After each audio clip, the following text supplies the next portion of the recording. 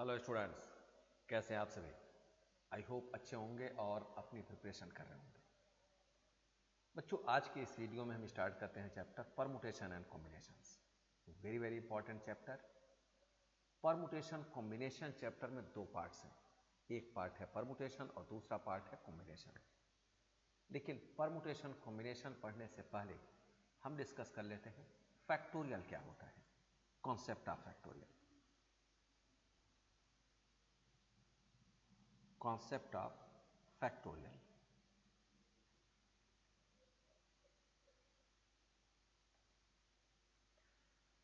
Product of first n natural numbers is called factorial n. Product of first n natural numbers is called factorial n and is denoted by either this or this. इनमें से आप किसी एक से factorial n को denote कर सकते हो। एक्चुअली फैक्टोरियल का साइन होता है यह, आप इससे डिनोट करो या इससे, लेकिन क्योंकि बात n फैक्टोरियल की हो रही थी तो n फैक्टोरियल को डिनोट करने के लिए आप इन दोनों में से किसी एक से डिनोट कर सकते हो। डेफिनेशन में क्या बताया गया? Product of first n natural numbers is called factorial n।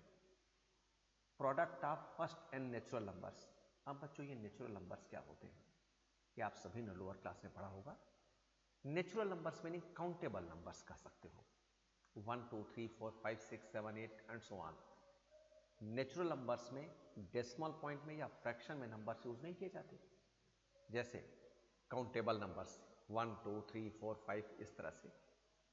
तो फैक्टोरियल इनके डेफिनेशन में मैंने क्या कहा? Product of first n natural numbers meaning 1 से लेकर n तक जितने नंबर्स बनते हैं, जितने नेचुरल नंबर्स बनते हैं, उन सभी का प्रोडक्ट n फैक्टोरियल होता है। That is n factorial equals to 1 into 2 into 3 and so on. कहां तक?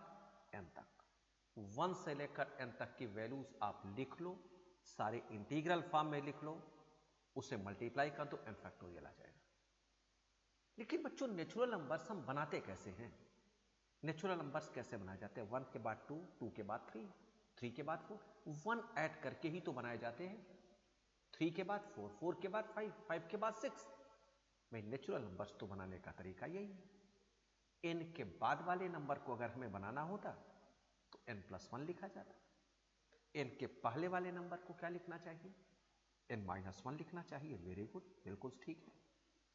जो n माइनस 1 के जस्ट पहले वाले नंबर को क्या लिखना चाहिए? n माइनस 2 लिख देना चाहिए। ये भी बात ठीक है, क्योंकि जो पीछे के नंबर्स होंगे वो माइनस 1 करके लिखे जाएंगे और आगे के नंबर्स को प्लस 1 करके लिखा जाएगा। जैसे 3 के बाद वाला नंबर 4 प्लस 1, 3 के पहले वाला नंबर 3 माइनस 1 2। तो n फैक्टोरियल को डिफाइन करने के लिए हमने यहां लिख दिया 1 into 2 into 3 and so on up to n। n के पहले का कुछ नंबर हमने लिख दिया है। क्योंकि सभी वैल्यूज मल्टीप्लिकेशन फॉर्म में हैं, तो क्या मैं इसे ये लिख सकता हूं? जरा समझ कर बताओ कि क्या ये सही है, या खुद समझो क्या ये सही है?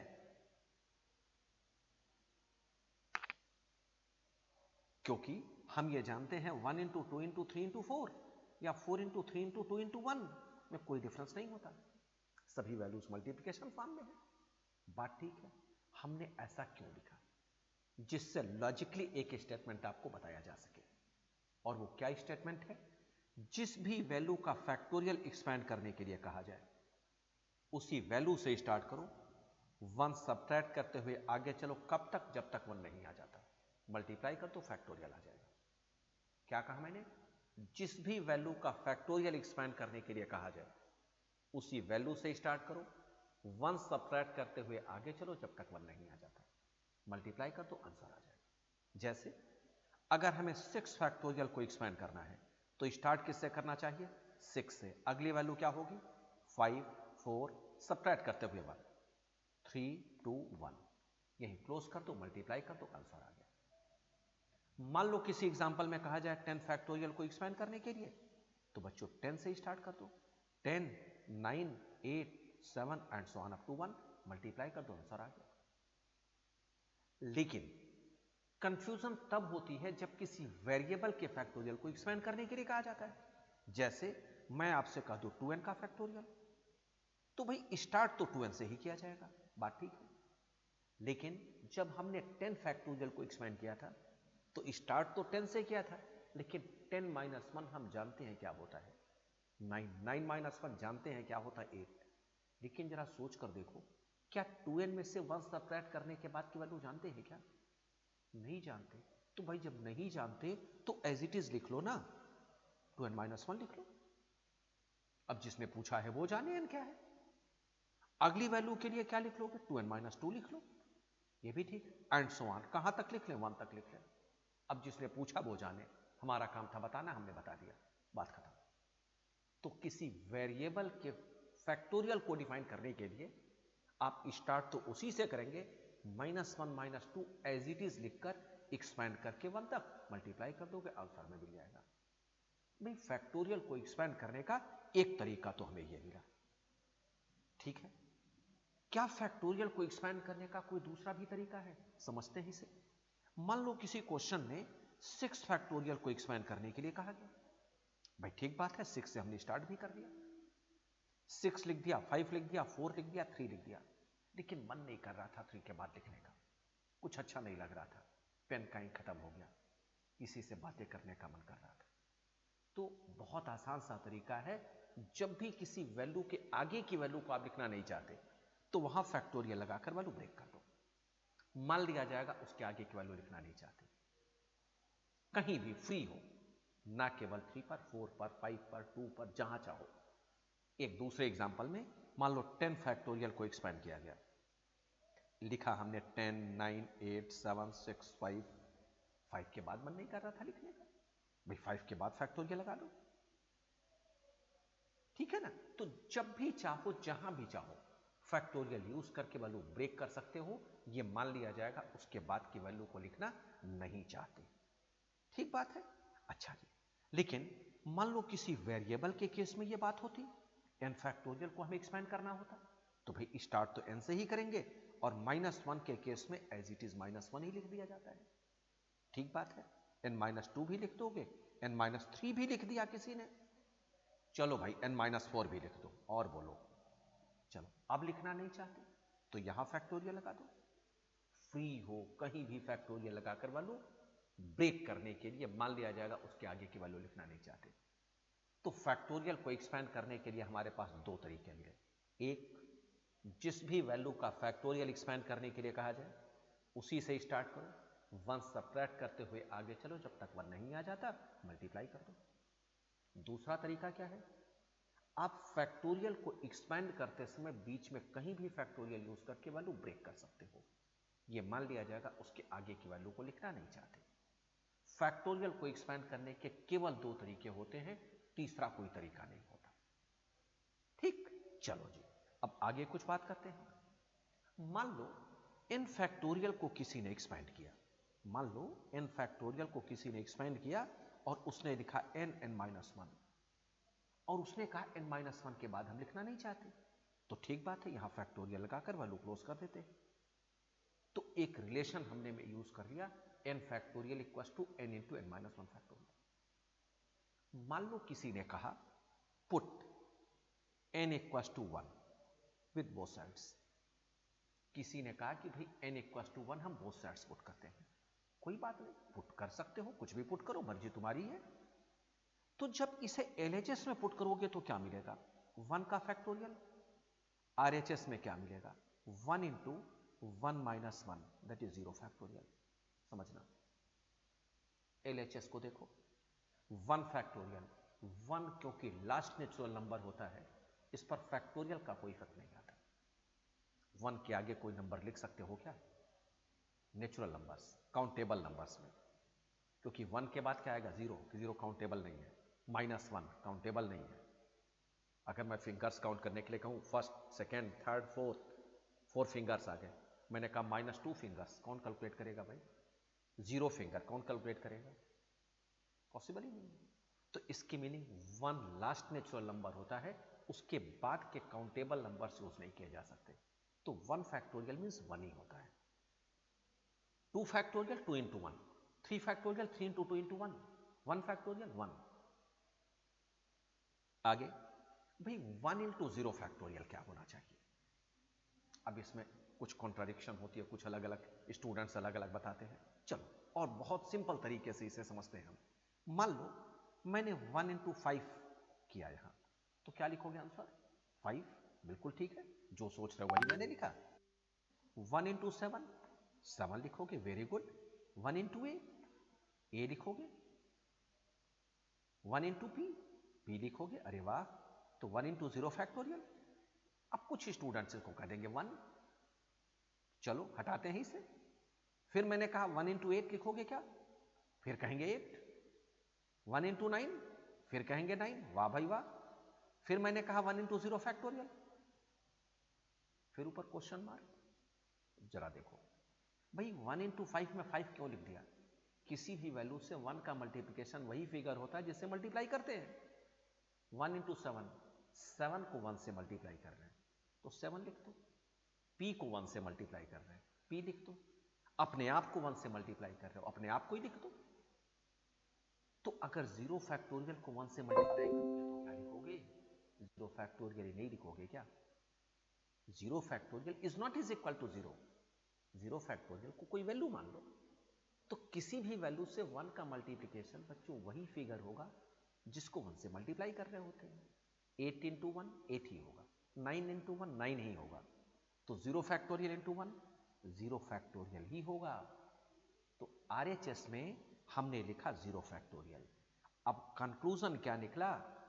Individually 0 is a meaningless form, लेकिन जब भी इसके साथ फैक्टोरियल यूज किया जाए यह 1 के इक्वल हो जाता है। 0 फैक्टोरियल इक्वल्स टू 1। लर्न रखना है, इसकी जरूरत पूरे परमुटेशन कॉम्बिनेशन चैप्टर में पड़ती है। ठीक है, चलें आगे समझते हैं बच्चों। फैक्टोरियल से रिलेटेड मैं कुछ स्टेटमेंट्स, मैंने इसका नाम दे दिया है प्रॉपर्टीज। बुक में कहीं भी आपको प्रॉपर्टीज के नाम से फैक्टोरियल डिफाइन नहीं करने को मिलता है। मैं केवल ये इसलिए यूज कर रहा हूं कि क्योंकि इसी फैक्टोरियल के प्रॉपर्टीज के बेस पर आप परमुटेशन कॉम्बिनेशन के सारे क्वेश्चंस इजीली सॉल्व कर लेते हैं। इसीलिए हम इसे सीखते हैं और इसीलिए जानना जरूरी है। चलो बच्चों, तो फर्स्ट प्रॉपर्टी का स्टेटमेंट सुनते हैं हम क्या है। पहले प्रॉपर्टी का स्टेटमेंट है, विद एग्जांपल्स में बताऊंगा, समझना अच्छे से। अगर हमने ये नहीं सीखा तो परमुटेशन कॉम्बिनेशन के क्वेश्चंस में जो स्टेप्स यूज करते हैं वो रटने वाली बात हो जाती है, कॉन्सेप्ट नहीं हो पाता है। तो इसे सीखने के बाद जब यूज करोगे तो शायद आपको कुछ सोचने की जरूरत ही नहीं पड़ेगी, इसलिए जानना जरूरी है। पहला स्टेटमेंट यह है, प्रॉपर्टीज कह सकते हो अगर हम नाम दें तो, अगर किसी सीक्वेंस में या सीरीज में फैक्टोरियल यूज करके वैल्यू ब्रेक किया गया है, अगर किसी सीरीज में फैक्टोरियल यूज करके वैल्यू ब्रेक किया गया हो तो उस सीरीज की वैल्यू सीरीज के हाईएस्ट वैल्यू के फैक्टोरियल के इक्वल लिख दिया जाएगा। क्या कहा मैंने? अगर किसी सीरीज में आपने फैक्टोरियल यूज करके वैल्यू ब्रेक किया है तो उस सीरीज की वैल्यू सीरीज के हाईएस्ट वैल्यू के फैक्टोरियल के इक्वल लिख दिया जाएगा। 10 into 9 into 8 into 7 फैक्टोरियल, इस सीरीज में हमने 7 के बाद फैक्टोरियल लगा दिया तो इस कंप्लीट सीरीज की वैल्यू उस सीरीज के जो हाईएस्ट वैल्यू होगी उसी के फैक्टोरियल के इक्वल लिख दिया जाएगा। किसी ने कहा ये कौन सी बड़ी बात है? भाई मैंने कब कहा बड़ी बात है, लेकिन आना चाहिए ये। एक दूसरे एग्जांपल से क्लियर कर दे। मान लो मैंने किसी एग्जांपल में कहा अब आप इसका आंसर फटाफट से बता सकते हो, n(n-1 n-2 into n-3 का फैक्टोरियल। सभी स्टूडेंट इसका आंसर इजीली बता सकते हैं। क्या होना चाहिए आंसर? इस सीरीज की वैल्यू हाईएस्ट n, तो n के फैक्टोरियल की वैल्यू यह हो जाएगी। ये पहली प्रॉपर्टी का स्टेटमेंट हमने यूज कर लिया है। सेकंड क्या है? सेकंड है LHS RHS या न्यूमरेटर डिनोमिनेटर में अगर फैक्टोरियल की कई वैल्यूज दी जाए, LHS RHS या न्यूमरेटर डिनोमिनेटर में अगर फैक्टोरियल की कई वैल्यूज गिवन हो तो बड़ी वैल्यू को ही एक्सपेंड करना चाहिए जब तक वह अपने जस्ट स्मॉलर के फैक्टोरियल के इक्वल नहीं आता। Very very important. अगर LHS RHS या न्यूमरेटर डिनोमिनेटर में फैक्टोरियल की कई वैल्यूज गिवन हो, जैसे if n factorial equals to 7 into n-1 का फैक्टोरियल, देखें find the value of n। हमने क्या देखा, LHS RHS में फैक्टोरियल की दो वैल्यूज हैं। अब एक को हमें एक्सपेंड करना चाहिए, कहां तक करना चाहिए, जब तक वह अपने जस्ट स्मॉलर के फैक्टोरियल इक्वल नहीं आ जाता। n(n-1) चेक करो बड़ी वैल्यू कौन सी है, n बड़ी वैल्यू है। एक्सपेंड किसे करना चाहिए, n को करना चाहिए। कहां तक करना चाहिए, n-1 तक करना चाहिए। तो हमने एक्सपेंड किया n को, n की अगली वैल्यू ही हमें n-1 मिल जाती है, तो आगे अब कुछ लिखने की जरूरत ही नहीं है। तो हमने n-1 पर ही ब्रेक कर दिया फैक्टोरियल लगाकर, इक्वल्स टू 7 इंटू n-1 का फैक्टोरियल। और अब जब आप n-1 फैक्टोरियल कैंसिल करोगे, बहुत आराम से अच्छी तरह से आप n की वैल्यू पा सकते हैं 7, बिना किसी कंफ्यूजन के। ये स्टेटमेंट ना केवल LHS RHS न्यूमरेटर डिनोमिनेटर में भी काम करता है। एक दूसरे एग्जांपल में मान लो मैंने कहा evaluate 10 factorial divided by 7 factorial. अब इसमें फैक्टोरियल की दो वैल्यूज हैं, किसे एक्सपेंड करना चाहिए, 10 फैक्टोरियल को। कहां तक करना चाहिए, 7 फैक्टोरियल तक करना चाहिए। अब 10, 9, 8, 7 पर ब्रेक किया हमने और डिनोमिनेटर के 7 फैक्टोरियल को एज इट इज लिखकर कैंसिल कर दिया, और यह 10 इंटू 9 इंटू 8 720 आपका आंसर। तो सेकेंड प्रॉपर्टी का हमने नाम दे दिया कि जब LHS RHS या न्यूमरेटर डिनोमिनेटर में फैक्टोरियल की कई वैल्यूज दी जाए तो बड़ी वैल्यू को ही एक्सपेंड करना चाहिए जब तक वह अपने जस्ट स्मॉलर के फैक्टोरियल के इक्वल नहीं आ जाता। कैंसिल करने के बाद आप इजीली वैल्यू फाइंड कर सकते हैं। अब बच्चों कभी कभी कंफ्यूजन ये होती है कि वेरिएबल्स के केस में, न्यूमेरिक वैल्यूज में तो कोई कंफ्यूजन नहीं होती है, वेरिएबल्स के केस में कंफ्यूजन ये होती है कि जब कई वेरिएबल्स की इंफॉर्मेशन दी जाती है, जैसे n-2 फैक्टोरियल दे दिया गया, n-3 फैक्टोरियल, n फैक्टोरियल, तो ये पता नहीं चलता बड़ी वैल्यू कौन सी है। कभी कभी ये कंफ्यूजन होती है, तो बड़ा सिंपल सा तरीका है, माइनस साइन के साथ जो छोटी वैल्यू होती है वो बड़ी मानी जाती है, और प्लस साइन के साथ जो बड़ी होती है उसे ही बड़ी मानी जाती है। देखिए एक एग्जांपल से समझें। मान लो मैंने कहा इवैल्यूएट, इसी का मैं अल्टरनेटिव एग्जांपल ले रहा हूं, n-1 factorial divided by n-2 का फैक्टोरियल। अब इसमें फैक्टोरियल की दो वैल्यूज हैं, बड़ी वैल्यू को एक्सपेंड करेंगे। कंफ्यूजन क्या होती है, मैंने क्या कहा, निगेटिव साइन के साथ जो छोटी वैल्यू होती है वो बड़ी मानी जाती है। अब n-1 n-2 निगेटिव है, तो -1 छोटी वैल्यू है, तो यही बड़ी वैल्यू मानी जाएगी। तो एक्सपेंड किसे करना चाहिए, n-1 फैक्टोरियल को करना चाहिए। कहां तक, n-2 तक। यहां ब्रेक करके n-2 फैक्टोरियल को कैंसिल करेंगे और n-1 हमारा आंसर हो जाएगा। लेकिन अगर ये दोनों पॉजिटिव वैल्यू होती, मान लो एक किसी दूसरे एग्जांपल में कहा गया n+1 का फैक्टोरियल डिवाइडेड बाई n+2 का फैक्टोरियल,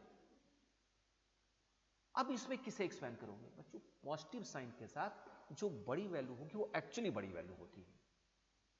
बड़ा सिंपल सा स्टेटमेंट है, लेकिन थोड़ा सा मैंने इसको कनेक्ट कर दिया वेरिएबल्स के साथ।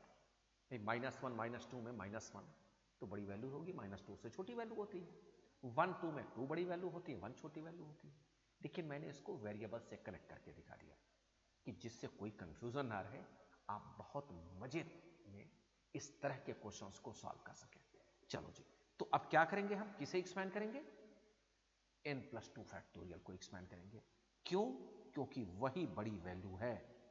तो n+2 और अगली वैल्यू में n+2 -1, तो n+1 आ जाएगा, और इसे कैंसिल करने के बाद फाइनली आंसर आप पा जाओगे 1/n+2। तो ये सभी एग्जांपल्स सेकेंड प्रॉपर्टी के स्टेटमेंट से रिलेटेड है। चलो बच्चों आगे चलते हैं थर्ड की तरफ।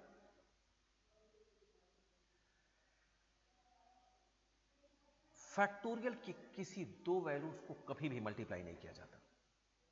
फैक्टोरियल की दो वैल्यूज को कभी भी मल्टीप्लाई नहीं किया जाता, और अगर फैक्टोरियल की वैल्यू को कैंसिल करना चाहते हैं तो केवल उसी से कैंसिल होंगे, किसी दूसरे से कभी नहीं। जैसे मान लो मैंने कहा 10 factorial divided by 5 factorial into 2 factorial, कहा गया इवैल्यूएट। अब किसी स्टूडेंट ने कहा 5 फैक्टोरियल इंटू 2 फैक्टोरियल, लिखा 10 फैक्टोरियल, कैंसिल किया, मारा 1। सही है, बिल्कुल गलत है। फैक्टोरियल की दो वैल्यूज को कभी भी मल्टीप्लाई नहीं किया जा सकता। दूसरी बात, फैक्टोरियल की वैल्यू केवल उसी से कैंसिल होंगे, किसी दूसरे से कभी कैंसिल नहीं होते। 5 फैक्टोरियल से ही कैंसिल होगा, किसी दूसरे से कभी नहीं होगा। तो ऐसे क्वेश्चंस को सॉल्व करने का तरीका क्या है? बड़ा सिंपल सा है। फैक्टोरियल की हमारे पास 3 वैल्यूज हैं, 10 फैक्टोरियल, 5 फैक्टोरियल, 2 फैक्टोरियल। अभी हमने सेकेंड प्रॉपर्टी के स्टेटमेंट में क्या कहा? अगर फैक्टोरियल की कई वैल्यूज दी जाए, न्यूमरेटर डिनोमिनेटर या एलएचएस आरएचएस, तो फैक्टोरियल की बड़ी वैल्यू को एक्सपेंड करेंगे। कहां तक करेंगे? जब तक वह अपने जस्ट स्मॉलर के फैक्टोरियल के इक्वल नहीं आता। अब किसको एक्सपेंड करना चाहिए? 10 को। 10, 9, 8, 7, 6, 5 डिवाइडेड बाई, नीचे है 5 फैक्टोरियल टू 2 फैक्टोरियल। ध्यान देना, अब मैंने कहा था जस्ट नीचे वाली वैल्यू पर, अगर हम चाहें तो इसको 2 तक भी एक्सपेंड कर सकते हैं, लेकिन बच्चों हमें करना चाहिए 5 फैक्टोरियल तक। फैक्टोरियल की बड़ी वैल्यू को जब आप एक्सपेंड करो तो जस्ट स्मॉलर के फैक्टोरियल तक एक्सपेंड करो। अब नीचे 2 फैक्टोरियल को हमने 2 into 1 लिख दिया, ये कैंसिल किया, 2 4 8 मल्टीप्लाई करके जो भी वैल्यू होगा आंसर आपका हो जाएगा। एक कंफ्यूजन इसमें और होती है, कभी कभी कुछ स्टूडेंट्स ऐसे होते हैं, जैसे इसी का अल्टरनेटिव मैं लिख रहा हूं 7, 6, 5 फैक्टोरियल और नीचे लिख दिया 5 फैक्टोरियल टू 2 फैक्टोरियल। ध्यान से देखना, 5 तो कैंसिल हो गया। किसी स्टूडेंट ने इसको 2 फैक्टोरियल को 8 से कैंसिल किया, 4 लिख दिया। बच्चों बिल्कुल गलत है। फैक्टोरियल को तो कैंसिल कर ही नहीं सकते ना आप, फैक्टोरियल को तो कैंसिल किया ही नहीं जा सकता, क्योंकि वो तो उसी से कैंसिल होगा। 2 फैक्टोरियल केवल 2 फैक्टोरियल से ही कैंसिल होगा। तो 2 फैक्टोरियल से 8 को आप कैंसिल नहीं कर सकते। ये सही है कि 2 फैक्टोरियल और 2 में कोई डिफरेंस नहीं है, लेकिन फिर भी 2 फैक्टोरियल को हमें एक्सपेंड करना पड़ेगा 2 into 1, तब आप 2 से 8 को कैंसिल कर सकते हैं। यह हमें ध्यान रखना होगा, क्योंकि अगर मल्टीपल चॉइस क्वेश्चंस का एग्जाम नहीं है, एक्सप्लेनेशन के साथ है, और आपने ये एक्सप्लेनेशन लिख दिया है, तो चेक करने वाला इसे क्रॉस कर सकता है। ठीक है, हालांकि कैलकुलेशन में कोई डिफरेंस नहीं आएगा, लेकिन फिर भी ये अप्रोच आपको यूज नहीं करना चाहिए। चलो जी, एक और लास्ट प्रॉपर्टी जो वेरी वेरी इंपॉर्टेंट है, इसे ध्यान से समझें। एलएचएस आरएचएस में अगर फैक्टोरियल की एक एक वैल्यू ही गिवन है, एलएचएस आरएचएस में अगर फैक्टोरियल की केवल एक एक वैल्यू ही गिवन है, तो आप डायरेक्ट फैक्टोरियल को इग्नोर करके रिमेनिंग वैल्यू को इक्वेट करके आंसर लिख सकते हैं। जैसे if n factorial equals to 5 factorial, LHS RHS में फैक्टोरियल की केवल एक एक वैल्यू ही गिवन है, आप फैक्टोरियल की दोनों साइन को इग्नोर करो, लिख सकते हो n इक्वल्स टू 5। यह आपका आंसर है, लेकिन कंडीशन यह है कि दोनों साइड फैक्टोरियल की एक एक वैल्यू ही होनी चाहिए, दो वैल्यूज के साथ ऐसा नहीं कर सकते। मान लो किसी क्वेश्चन में कहा गया हमसे if n factorial equals to 7 into 5 factorial, find the value of n। भाई हम इसे सॉल्व नहीं कर पाएंगे, क्यों? क्योंकि दोनों साइड फैक्टोरियल की एक एक वैल्यू नहीं है। हाँ, एक्सपैंड करें, किसी से कैंसिल, वो बात अलग है, लेकिन इस प्रॉपर्टी के अकॉर्डिंगली आप डायरेक्ट n की वैल्यू नहीं निकाल सकते। लेकिन ऐसा नहीं है कि दो वैल्यूज है इसलिए नहीं निकाल सकते, दो वैल्यूज से फैक्टोरियल का कॉम्बिनेशन फिट नहीं हो रहा है इसलिए नहीं निकाल सकते। मान लो किसी दूसरे एग्जांपल में n फैक्टोरियल इक्वल्स टू कहा गया 6 into 5 factorial, find the value of n।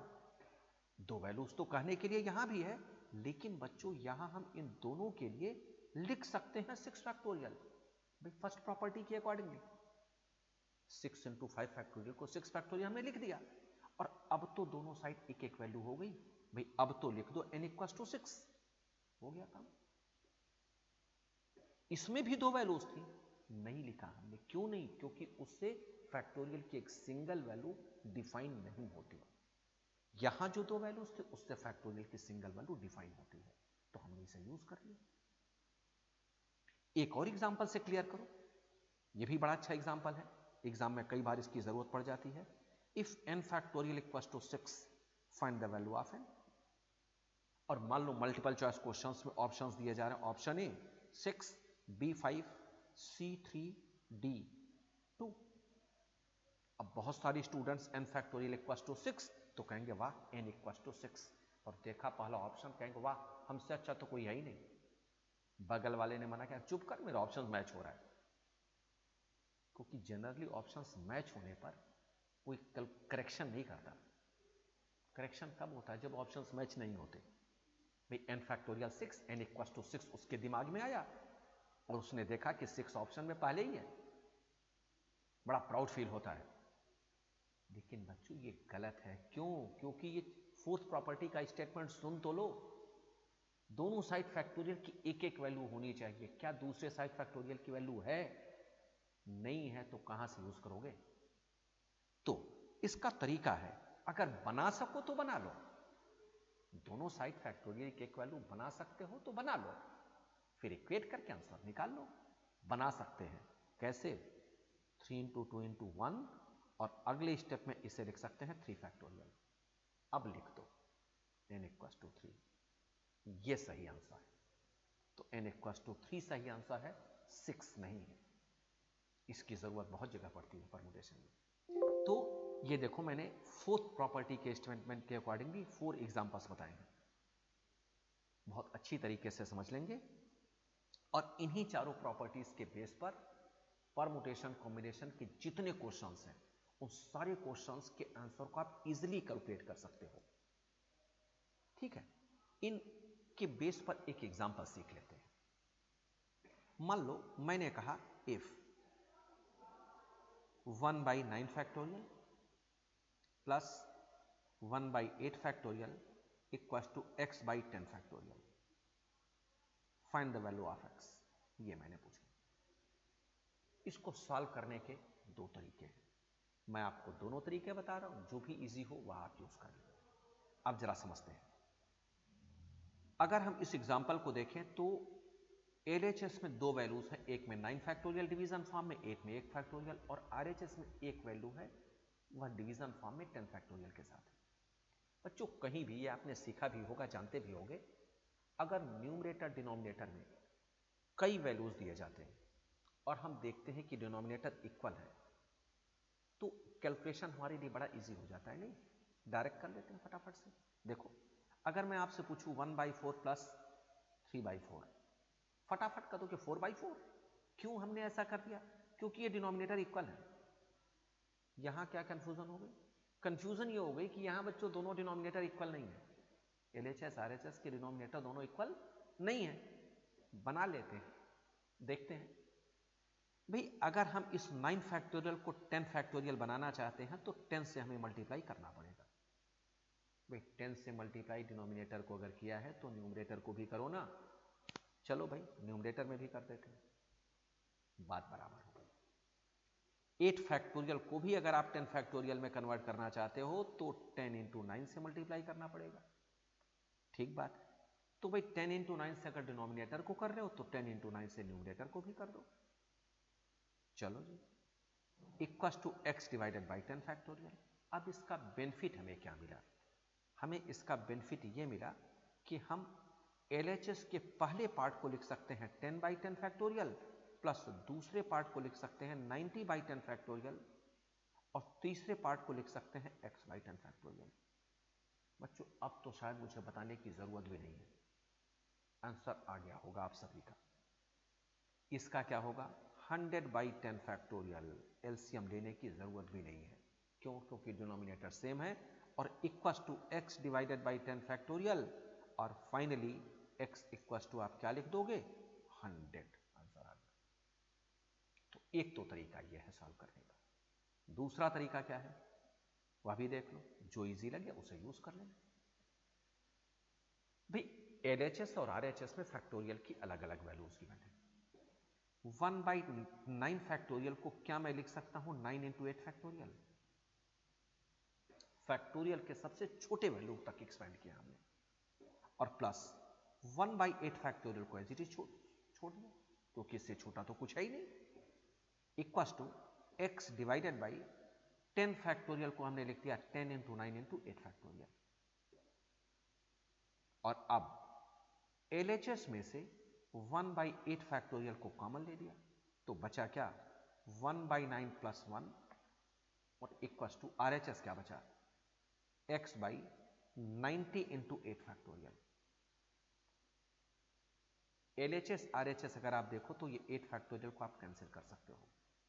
अगले स्टेप में इसका एलसीएम लेने के बाद बनेगा 1 plus 9 10/9 equals to x/90 x/90 और 9 से इसे कैंसिल कर दोगे आ जाएगा 10 देयरफॉर x इक्वल्स टू 100। दोनों तरीके सही है, जो आपको इजी लगे वो आप यूज करो। अब जरा देखो फैक्टोरियल की जो क्वेश्चन था वो हमसे इसलिए इजीली सॉल्व हो गया क्योंकि फैक्टोरियल के प्रॉपर्टीज को अभी हमने सीखा था, हमने उसी का तो यूज करके सॉल्व किया है। तो अगर वो समझ में आ जाता है तो बहुत सारे क्वेश्चंस, या आप यूं कहो कि सारे क्वेश्चंस को हम इजीली सॉल्व कर सकते हैं, क्योंकि सारे क्वेश्चंस में उसकी जरूरत पड़ने वाली है, ये ध्यान रखना। शायद ही कोई ऐसा क्वेश्चन है जिसमें उनकी जरूरत ना पड़े, हर एक क्वेश्चन में उनकी जरूरत पड़ने वाली है। तो बच्चों ये था आपका फैक्टोरियल का कॉन्सेप्ट। अभी हम थोड़ी देर के लिए परमुटेशन को और रोकते हैं। परमुटेशन से पहले एक और टॉपिक सीख लेते हैं, मल्टीप्लिकेशन प्रिंसिपल, तब उसके बाद चलते हैं। तुरंत किसी स्टूडेंट ने कहा कि भाई इसे क्यों, क्योंकि बच्चों इन दोनों की जरूरत पड़ने वाली है परमुटेशन में, तो पहले इन दोनों को सीख तो लें। मैं बिल्डिंग बनाने से पहले प्लिंथ तो तैयार कर लें, प्लिंथ तैयार कर लें, लेबर को और भी सारे जो मटेरियल्स होते हैं उनको इकट्ठा कर लें, तब उसके बाद बिल्डिंग बनाने में क्या मजा आएगा, नहीं। तो इसलिए हम इन दोनों टॉपिक्स को सीख लेते हैं, तब परमुटेशन पढ़ने में अच्छा लगेगा। तो सीखते हैं multiplication principal.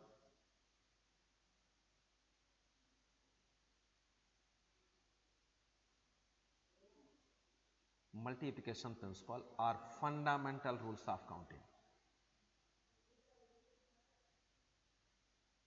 Fundamental rules of counting. इसमें बच्चों आपको स्टेटमेंट लिखना होगा, मैं स्टेटमेंट डिक्टेट कर रहा हूं, वह आप लिखें, मैं लिख नहीं रहा हूं, वह आपको लिखना होगा। स्पीड स्लो मैं कर दे रहा हूं डिक्टेट करने का, आप आराम से लिख लो। Multiplication principle are fundamental rules of counting. If first operation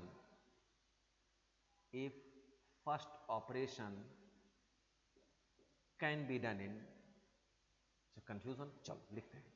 If first operation can be done in m ways,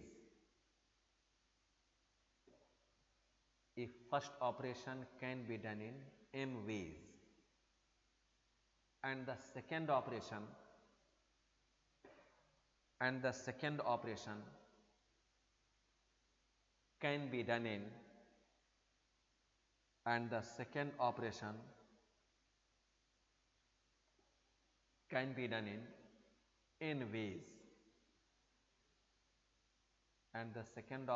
can be done in n ways, then both the operations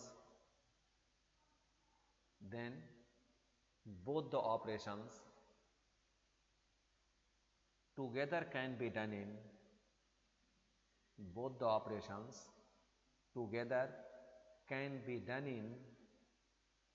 m cross n ways.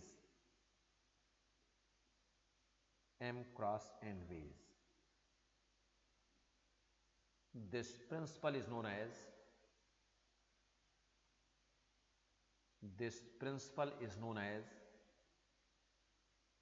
multiplication principle or fundamental rules of counting. This principle is known as multiplication principle or fundamental rules of counting. एक बार फिर statement सुन लें जो आपने लिखा है। If first operation can be done in m ways and the second operation can be done in n ways, then both the operations together can be done in m cross n ways, This principle is known as multiplication principle or fundamental rules of counting. Statement समझते हैं। आपने इसमें statement यह लिखा है कि अगर एक कोई वर्क m तरह से परफॉर्म हो, एक दूसरा वर्क n तरह से परफॉर्म हो, तो दोनों वर्क एक साथ m क्रॉस n तरह से परफॉर्म हो सकते हैं। इसी मेथड को फंडामेंटल लॉस ऑफ काउंटिंग या मल्टीप्लिकेशन प्रिंसिपल कहा जाता है। एक बार फिर क्लियर करो, एक कोई वर्क m तरह से परफॉर्म हो रहा है, एक दूसरा वर्क n तरह से परफॉर्म हो रहा है, तो दोनों वर्क एक साथ m क्रॉस n तरह से परफॉर्म हो सकते हैं। इसी मेथड को, इसी प्रिंसिपल को मल्टीप्लिकेशन प्रिंसिपल और फंडामेंटल रूल्स ऑफ काउंटिंग कहा जाता है। For example, a man wants to go to Delhi to Agra. एक कोई पर्सन दिल्ली से आगरा जाना चाहता है, but no direct train is available here. एक कोई पर्सन दिल्ली से आगरा जाना चाहता है, लेकिन डायरेक्ट दिल्ली से आगरा के लिए कोई भी ट्रेन अवेलेबल नहीं है। इसके लिए उसके पास एक ऑप्शन है कि वह पहले दिल्ली से मथुरा जाए, फिर वह मथुरा से आगरा जाए। क्या है ऑप्शन उसके पास? दिल्ली से मथुरा जाए और मथुरा से फिर आगरा जाए, और ट्रेन ही उसके पास जाने का ऑप्शन है। ध्यान रखना, बाई रोड नहीं जा सकता। दिल्ली से मथुरा के लिए मान लो 3 ट्रेन्स अवेलेबल हैं। दिल्ली से मथुरा के लिए मान लो 3 ट्रेन्स अवेलेबल हैं। नाम हमने दे दिया EMU, EMU means local train, कालका मेल, और तीसरा हमने नाम दे दिया तूफान एक्सप्रेस। ये 3 ट्रेन्स है। ये सही नहीं है, वेट ना करने लगे। हाँ, मथुरा से आगरा के लिए हमने मान लिया 2 ट्रेन्स अवेलेबल है। नाम हमने दे दिया GT एक्सप्रेस और ताज एक्सप्रेस। वह पर्सन दिल्ली से आगरा कितने तरह से जा सकता है? एक बार इस एग्जांपल को फिर क्लियर करते हैं, फिर आप उसके बाद आंसर अपना सोचें। एक कोई पर्सन दिल्ली से आगरा जाना चाहता था, डायरेक्ट कोई भी ट्रेन उसके पास अवेलेबल नहीं है। इसके लिए उसके पास एक ऑप्शन है कि वह पहले दिल्ली से मथुरा जाए, फिर मथुरा से आगरा। दिल्ली से मथुरा के लिए 3 ट्रेन अवेलेबल है। नाम दे दिया गया EMU, कालका मेल, तूफान एक्सप्रेस। और मथुरा से आगरा के लिए 2 ट्रेन अवेलेबल है, GT express and Taj express. मेरा क्वेश्चन यह है कि वह पर्सन दिल्ली से आगरा कितने तरह से जा सकता है? अब बच्चों, कुछ स्टूडेंट्स कहते हैं 5 वेज, कुछ कहते हैं 2 वेज, कुछ कहते हैं 6 वेज। सबके अलग अलग होते हैं। आप में से भी अलग अलग स्टूडेंट्स अलग अलग आंसर सोच रहे होंगे। अब जरा देखो, पहले एक्सप्लेनेशन सीखते हैं, फिर उसके बाद थ्योरम को कनेक्ट करते हैं। मान लो वो पर्सन दिल्ली से मथुरा EMU को सिलेक्ट करता है, और मथुरा से आगरा के लिए उसने GT एक्सप्रेस को सिलेक्ट कर लिया, आगरा पहुंच गया। नेक्स्ट, मान लो दिल्ली से मथुरा के लिए उसने EMU को ही सिलेक्ट किया, लेकिन मथुरा से आगरा के लिए उसने ताज एक्सप्रेस को सिलेक्ट कर लिया, आगरा भी पहुंच गया। नेक्स्ट, दिल्ली से मथुरा के लिए उसने कालका मेल को सिलेक्ट किया, और मथुरा से आगरा के लिए उसने GT एक्सप्रेस को सिलेक्ट कर लिया,